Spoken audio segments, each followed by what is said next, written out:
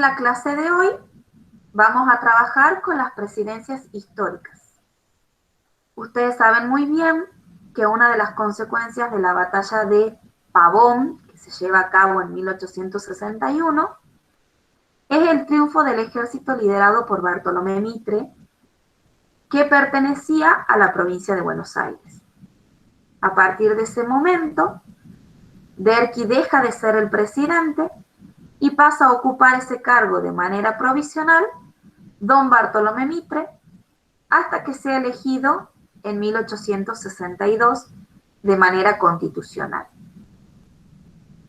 Estos tres presidentes, que van a estar entre 1862 y 1880, tienen un proyecto en común, que es sentar las bases del Estado Nacional.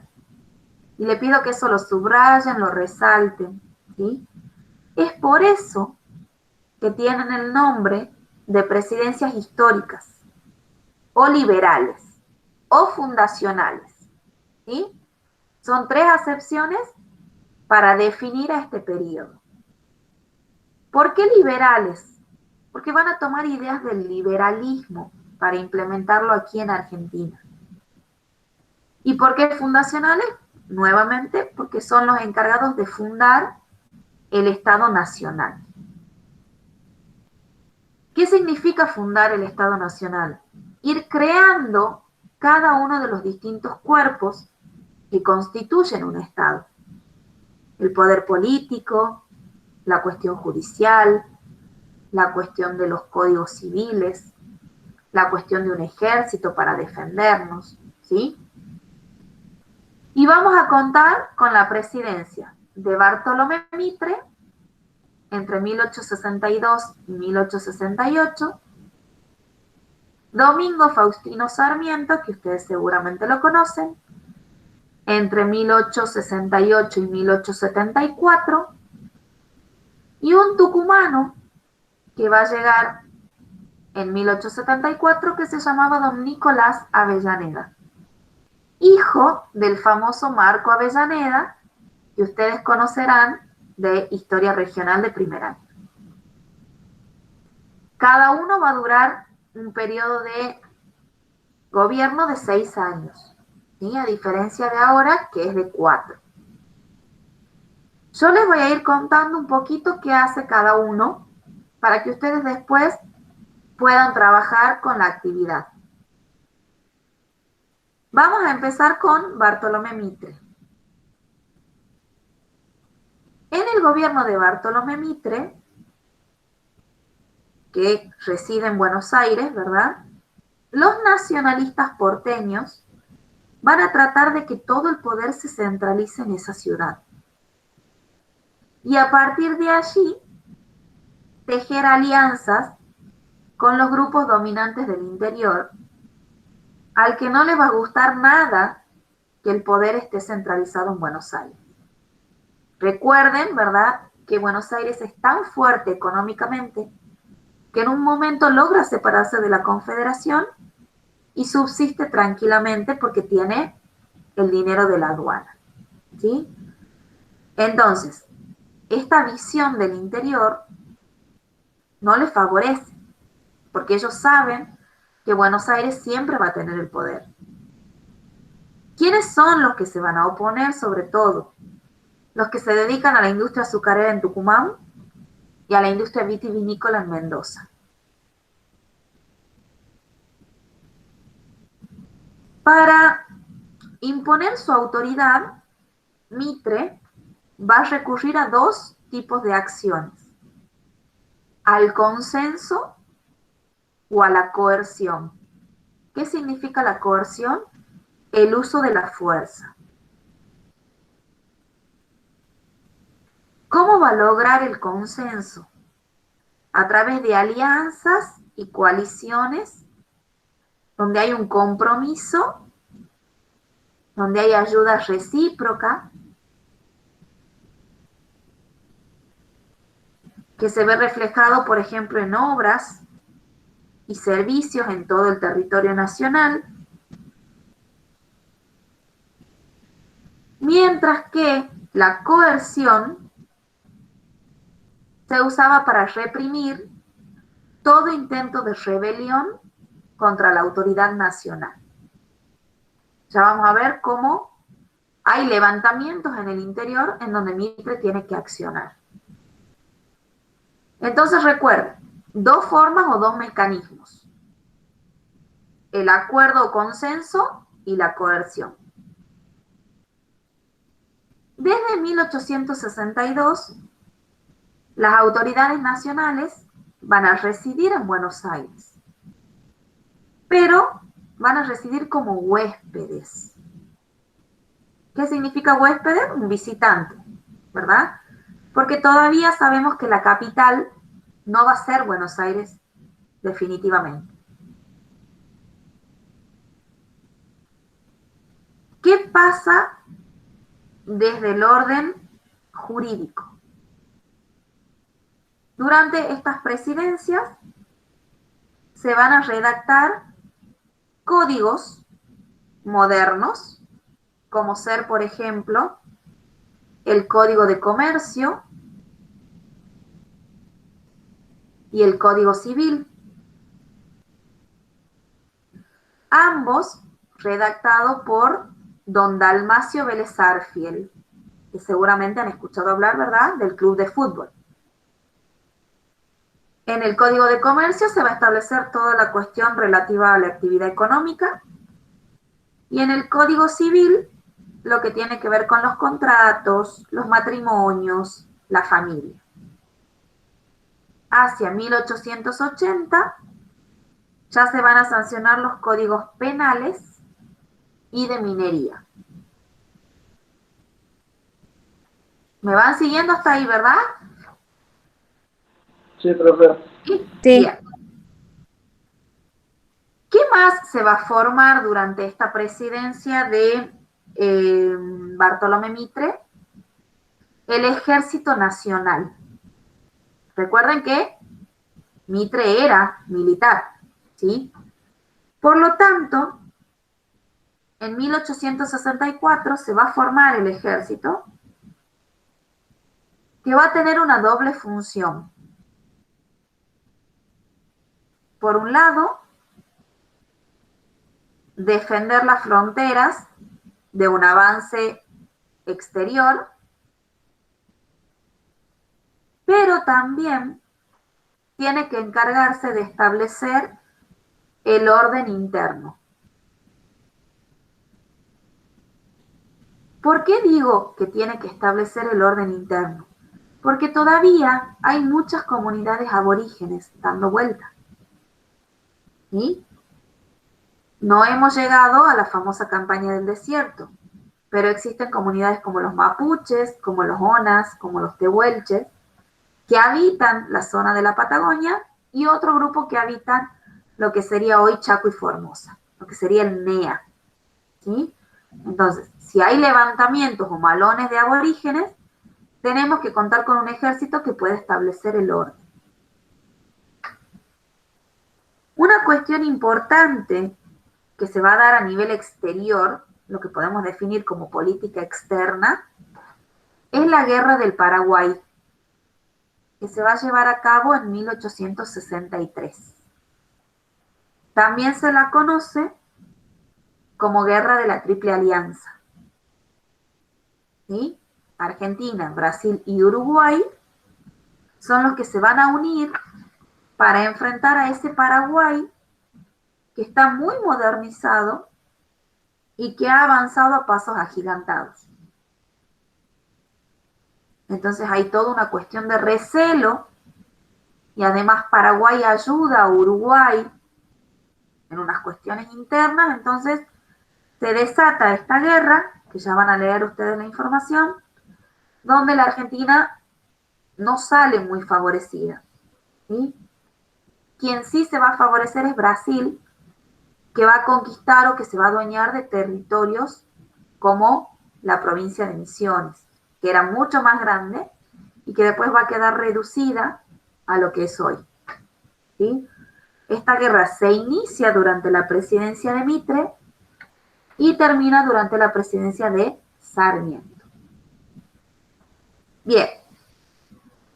Si tenemos que resumir entonces en qué aspectos va a formar Mitre el Estado Nacional, podemos decir que en el político, por medio del consenso o la coerción, en el jurídico, ¿verdad? Con los códigos civiles que se hacen escritos, civiles, penal, de minería, y con la formación de un ejército nacional, es decir, que se va a encargar de la defensa del territorio.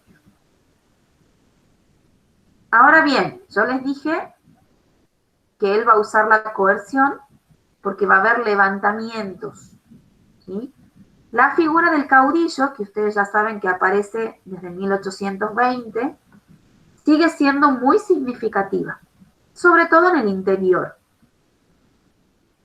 Por lo tanto, va a haber provincias como La Rioja, Córdoba, San Luis y Catamarca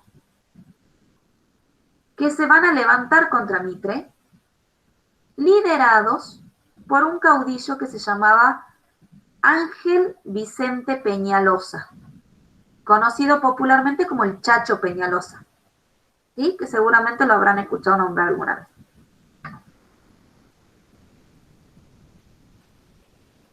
Eso significa que no todos están contentos con la elección de Mitre como presidente. Domingo Faustino Sarmiento, que ustedes saben quién es, ¿verdad? Una figura representativa que ya había aparecido durante la época de Rosas, cuestionando el poder de Rosas, escribiendo libros como Facundo, donde habla de la civilización y la barbarie. Va a hacer hincapié en la cuestión educativa.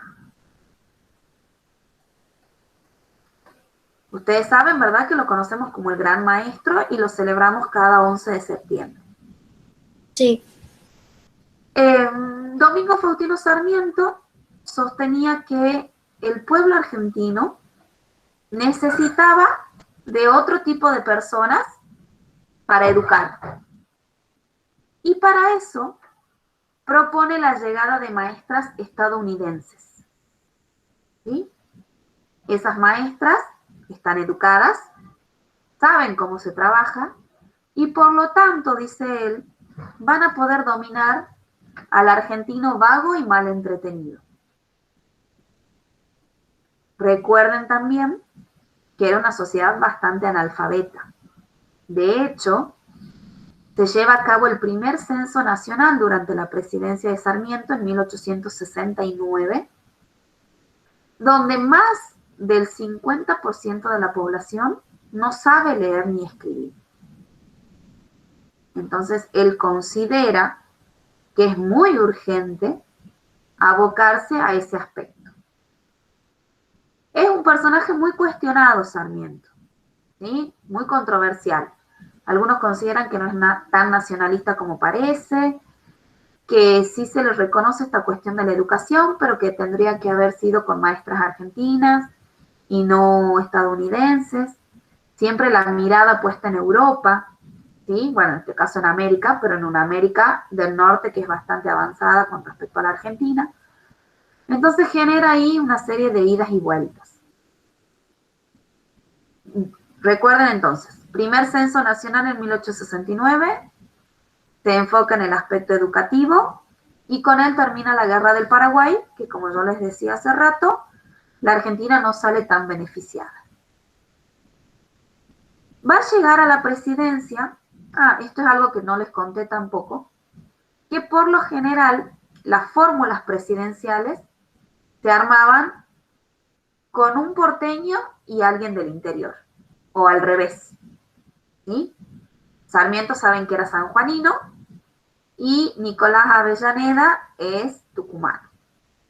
Bien, en el caso de Nicolás Avellaneda, vamos a decir que el aspecto en el que se va a ubicar o el que va a tratar de formar es el económico.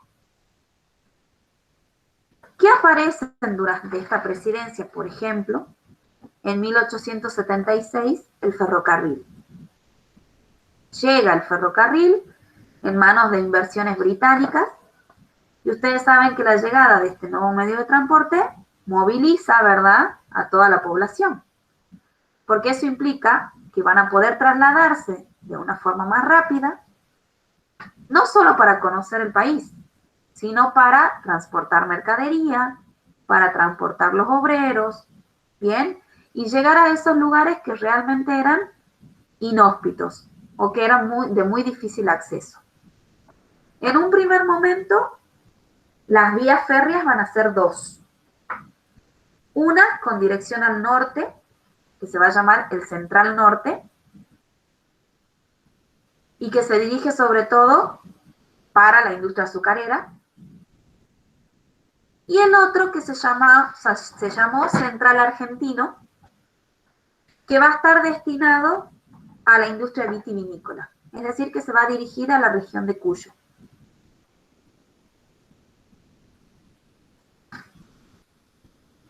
Eso revoluciona obviamente la economía, porque empiezan a participar otras provincias, empiezan a entrar en la economía argentina, empiezan a producir otros productos, ¿sí?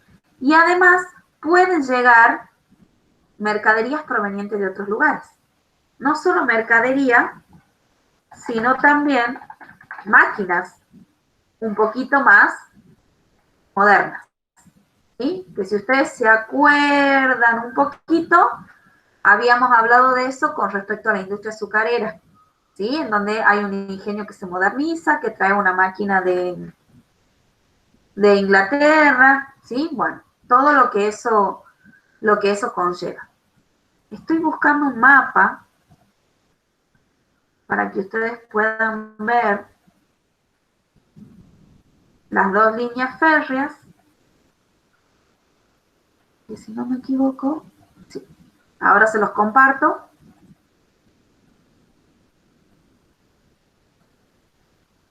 Y es que aparece, mapita, veamos.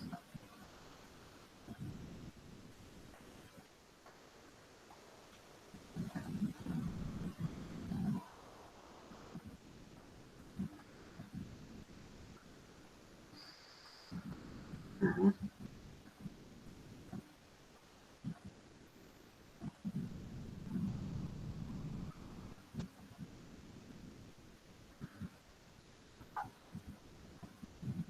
¿Lo pueden ver ahí? Sí. ¿Sí? Bien. Si ustedes observan, está escrito o está más resaltado, ¿verdad? Con negro, lo que sería para el norte, que dice FCCN, o sea, Ferrocarril Central Norte, y hacia el oeste tienen la línea del Ferrocarril Argentino. ¿Bien? Ferrocarril Argentino pasa por Córdoba, San Luis, Mendoza y San Juan, y el Central Norte, todo lo que sería el norte. Santiago del Estero, Tucumán, Catamarca, Salta. ¿Sí? Llegando incluso un poquito hacia Jujuy. ¿Bien? Entonces, eso es para que ustedes puedan ver cómo se va abriendo el camino de la economía argentina. ¿Sí? Recuerden que hasta ese momento no éramos las 24 provincias argentinas que tenemos ahora. ¿Sí? Éramos 14 solamente, porque las demás estaban en manos de los aborígenes, como les conté recién. ¿Sí? Y lo otro significativo y que me gustaría mucho destacar de esta presidencia de Avellaneda tiene que ver con la ley de inmigración. La ley de inmigración va a permitir o va a abrir la posibilidad de que lleguen inmigrantes a la Argentina. Un poco en consonancia con las ideas de Sarmiento, que los argentinos eran vagos y mal entretenidos. Entonces había que mirar la cultura anglosajona para traerla al país y para generar la cultura del trabajo. Entonces van a empezar a llegar entre 1880 y 1930 una cantidad importante de inmigrantes a la Argentina. Ya vamos a ver más adelante en la clase de inmigración que son de distintos orígenes: españoles, franceses, italianos, rusos, algunos ingleses, no muchos, que van a venir a la Argentina porque en Europa se hacía propaganda de la Argentina y porque además esta ley le garantizaba el pasaje gratuito. Obviamente que el pasaje gratuito en barco, en la clase más baja, ¿sí? Que demoraba muchos días en llegar, pero que estos inmigrantes estaban dispuestos a aventurarse en búsqueda de mejoras. ¿Sí? Porque además, sí, Romy, ¿En qué presidencia es eso? de Avellaneda, en la última de las históricas. Es interesante, ya vamos a ver más adelante, qué pasa con estos inmigrantes cuando llegan, a qué se dedican, qué hacen. Seguramente si yo les preguntara a ustedes si son nietos de inmigrantes o si sus papás son nietos de inmigrantes, más de uno descubriría que sí. ¿Sí? Tiene que ver con esta apertura que se genera a partir de esta presidencia de Avellaneda para que puedan llegar y venir a probar suerte. Algunos hablan de venir a hacer la América, ¿sí? Venir a crearla, porque era muy atrasada con respecto a la Europa que ya estaba teniendo su segunda fase de la revolución industrial. ¿Sí? Pensemos de atrasados que estábamos con respecto a Europa. Obviamente tenían una cultura de trabajo muy sofisticada, muy cumplidos, trabajaban en tiempo y forma, eran asalariados, entonces lo que se busca es que traten de transmitirles eso a los argentinos. Cuesta, pero vamos a ver cómo gracias a la llegada de los inmigrantes, la Argentina se va a poder insertar en la economía internacional. ¿Sí? Algo que hasta este momento no había pasado. ¿Bien? Bueno, hasta aquí vamos a llegar con la clase teórica. Ahora, ¿cuál va a ser el trabajito que ustedes van a tener para la próxima semana? Van a leer un texto en PDF, que es un texto muy cortito, de 5 páginas. Y una vez que lean, van a tener que elaborar un cuadro comparativo. ¿Bien? De la presidencia de Mitre, de Sarmiento y de Avellaneda. Con la información que ustedes van a recolectar del texto, van a tener que identificar cuáles son las medidas políticas, cuáles son las medidas económicas, cuáles son las medidas socioculturales, si las hay, y en política externa, ¿qué se lleva a cabo? Y son 4 ítems nada más que van a tener que comparar entre una y otra presidencia. ¿Sí?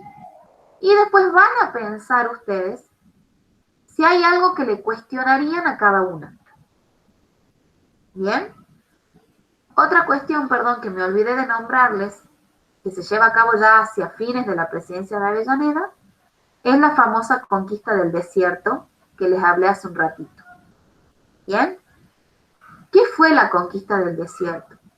Fue un plan de acción llevado a cabo por Roca, que era el ministro en ese momento de Avellaneda, en donde lo que se busca es aniquilar a los aborígenes y adueñarse de sus tierras. Por supuesto que ellos aducen a que adueñarse de sus tierras era para favorecer la agricultura y la ganadería del país y no simplemente por quitarles lo que les pertenecía. ¿Sí? Esa campaña es una campaña exitosa donde se logra aniquilar, hostigar, incluso enviar a Chile a algunos aborígenes y adueñarse de sus tierras que ya estaban vendidas desde antes que se lleve a cabo la campaña. Por supuesto, vendidas a los grandes empresarios y grandes terratenientes. Gracias a ese dinero es que también lo van a poder financiar, ¿sí? Porque armar un ejército que si bien estaba constituido, no tenían un montón de cosas para poder llevar a cabo la campaña. ¿Sí? Entonces se hace una matanza indiscriminada de aborígenes. Es por eso que Roca después es muy cuestionado. ¿Sí? No sé si ustedes se acuerdan que hubo todo un debate acerca si tenía que estar o no en el billete de 100 pesos, acerca si tenía que haber cosas que lleven su nombre como monumentos, calles, escuelas, ¿sí? Pero bueno, se decidió que no iba a estar más en el billete de 100 pesos. Ustedes saben que en el billete ahora está Eva Perón, que es una mujer bien significativa, que si Dios quiere también la vamos a estudiar. Pero son personajes que, como habrán visto, la historia nos lo muestra de una manera, pero de repente son totalmente diferentes, ¿sí? Entonces, con esta clase teórica, más el material que yo les voy a subir ahora en la plataforma, ustedes van a trabajar el lunes que viene y lo van a tener que entregar el próximo lunes que volvamos a encontrarnos en la virtualidad, donde vamos a avanzar con otro tema. ¿Se entiende, niños? Sí. ¿Sí? Sí, profe. ¿Dudas? ¿Preguntas? ¿Algo que quieran que repita? No, de mi parte no. Bien. Chicos, ¿el resto? No, profe. ¿No? Bien. No. Queda todo clarísimo. De todas maneras, Sí, para tener el material para poder verlo en algún momento si es que hay dudas, ¿sí?